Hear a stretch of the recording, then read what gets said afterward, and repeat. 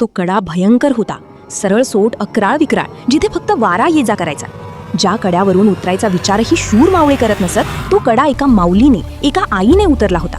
हिरकणी रोजच्या प्रमाणे आपल्या तान्हुल्याला घरी ठेवून गडावर दूध द्यायला गेली होती. तो दिवस होता कोजागिरी पौर्णिमेचा. सणाचा दिवस असल्याने दूध विक्री आणि गराड्यात तिला नेहमीपेक्षा खूप उशीर झाला. ती धावत पळत मुख्य दरवाजाजवळ पोहोचली. पण नियतीचा खेळ वेगळाच होता. तोफ गरजली आणि गडाचे महाकाय दरवाजे बंद झाले. हिरकणी द्वारपालांना प्रचंड विनवण्या करू लागली. माझं बाळ घरी एकटं आहे, भुकेने व्याकुळ झालं असेल म्हणून ती रडली, पदर पसरला. पण स्वराज्याचे नियम कडक होते. दरवाजा काही उघडला नाही.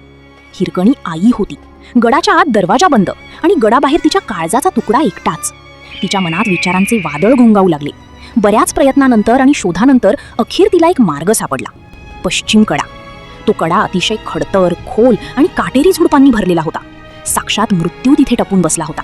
पण आपल्या बाळाच्या आठवणीपुढे तिला काहीच दिसले नाही.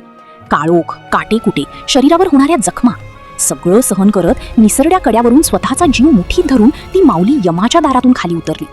ती रक्ताळलेल्या हातांनी धावत पळत घरापर्यंत पोहोचली. सर्व संकटांवर मात करून तिने अखेर आपल्या तान्हुल्याला हृदयाशी घट्ट धरले.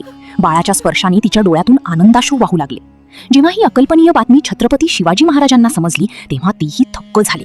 एका आईचे हे अचाट धैर्य पाहून महाराजांनी तिला मानाची साडी चोळी देऊन सन्मानित केले आणि ज्या कड्यावरून ती उतरली तिथे अभेद्य तटबंदी उभारून त्याला नाव दिले, हिरकणी बुरुज.